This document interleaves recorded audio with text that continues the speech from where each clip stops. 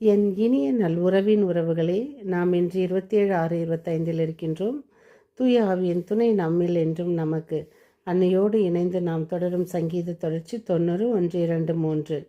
இன்று நாம் பெருவிழாவை கொண்டாடுகிறோம். திரு இருதய பெருவிழா.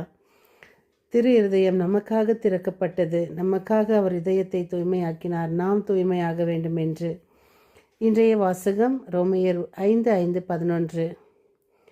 இன்றைய தூய நற்செய்தி வாசகம் லூகாஸ் 15:3-7. சிந்தனை: காணாமல் போனதை கண்டுபிடிக்கும் வரை தேடி செல்ல மாட்டாரா? இயேசு கிறிஸ்து தூய்மை மிகு தனது இதயத்தில் நம் அனைவரையும் தாங்கியுள்ளார். எனவே தான் நம்மில் ஒருவர் அவரை விட்டு விலகிச் சென்றாலும் கனத்த இதயத்தோடு பதற்றத்தோடும் தேடி அலைகிறார். இது தான் இயேசுவின் இதய அன்பு. கண்டுபிடித்த இயேசு அந்த ஒருவரை குறித்து மிக்க மகிழ்ச்சி அடைகிறார். சில வேளைகளில் நாம் நம்மை தேடும் இயேசுவின் கண்களில் அகப்படாமல் ஓடி ஒளிந்து கொள்கிறோம். காரணம் நாம் வாழும் வாழ்க்கை.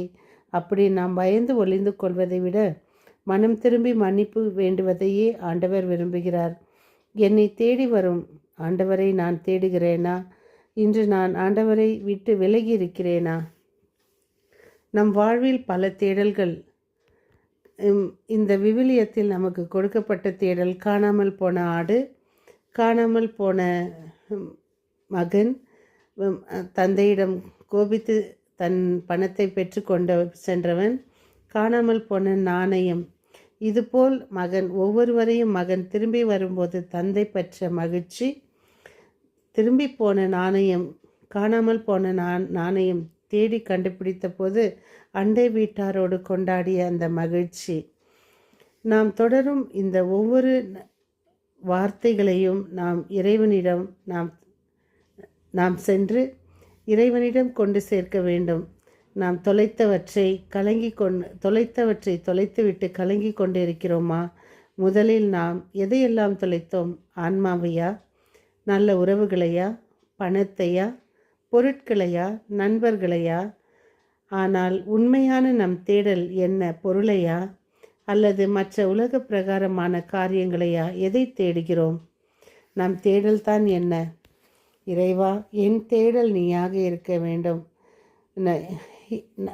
நீங்கள் எங்களை தேடும்போது நாங்கள் ஒளிந்து கொள்ளாமலும், நாங்கள் உம்மை தேடி வரும் நாட்களில் நீங்கள் எங்களை அரவணைக்கவும், நாங்கள் எல்லாவற்றையும் விட்டுவிட்டு எங்களுக்குள் ஒளிந்து கொண்டிருக்கும் பல தீய சிந்தனைகளையும் மற்ற அனைத்து காரியங்களையும் விட்டுவிட்டு உலக பிரகாரமான காரியங்களுக்காக ஓடிக்கொண்டிருக்கிற நாங்கள் உம்மை தேட எங்களுக்கு நேரத்தை தாரும். சில ஐடி கம்பெனிகளில் வேலை செய்கிறவர்களுக்கு நேரமே கிடையாது. கோவில் என்பது கிடையாது. சில சமயங்களில் எத்தனையோ பேர் கோவிலுக்கு வருவதில்லை. ஆனால் சில சமயங்களில் எத்தனையோ பேர் தேடி வருகின்றார்களே, அவர்களை கண்டு கொள்ளும். அவர்கள் அனைவரையும் நீங்கள் உம்மிடம் கொண்டு சேர்க்க ஒவ்வொரு நாளும் மற்றவர்களுடைய ஜெபத்தை நீங்கள் கேட்டு அவர்களுக்கு நல்ல வழி தாரும். எனக்கு தெரிந்த ஒரு சகோதரி, அவர் நிறைய நாட்கள் அதிகமாக அவர் ரொம்ப பெரிய பணக்காரராக வாழ்ந்ததில்லை. ஆனால் அவர் நம் கடவுளை விட்டு பிரிந்து சென்று வேறு ஒரு சமயத்தவரை திருமணம் செய்து கொண்டு பல நாட்கள் அவருடனே வாழ்ந்தார். காலங்கள் உருண்டோடின மற்றும் பிள்ளைகளும் வளர்ந்து அவர்களுக்கு மரம் போல் நின்றன. காலங்கள் பதில் சொல்வது என்பது இதுதான். அந்த பையன் ஒரு கிறிஸ்துவ பெண்ணை திருமணம் செய்யும் பொழுது அந்த சகோதரி அவரும் அவனோடு இணைந்து மனம் மாறினார். இத்தனை நாட்கள் அவர் வாழ்ந்ததை அவர் கனவிடம் எத்தனையோ போராடி பார்த்தார், முடியவில்லை.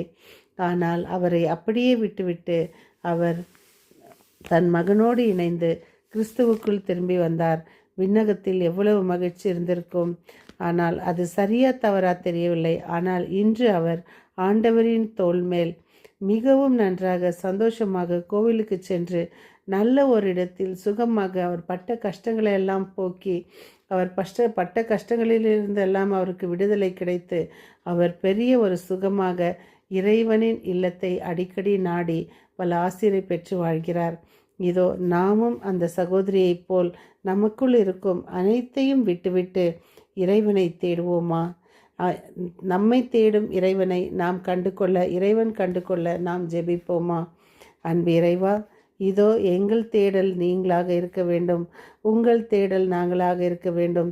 ஏனென்றால் நாங்கள் பாவத்தினால் நாங்கள் ஒளிந்து கொள்கிறோம். உங்கள் கண்களில் படாமல் எங்களை கண்டு கொண்டு எங்களை அரவணைத்து கொள்ளும். இந்த சேக்ரட் ஃபீஸ்ட், இந்த இயேசுவின் திருஹிருதய இந்த நன்னாளில் நாம் ஒவ்வொருவரும் அனைவருக்கும் எங்களுடைய வாழ்த்தை தெரிவித்துக் கொள்கிறோம். மற்றும் இயேசுவின் திருஹிருதயம் நம் அனைவரையும் ஆசிர்வதிக்கும்படியும் நம் அனைவருக்கும் நல்ல தூய்மையான இதயத்தை தரும்படியும் நாம் திருஹிருதயத்திடம் ஜெபிப்போம். மீண்டும் சந்திக்கும் வரை உங்கள் அன்பு தோழி.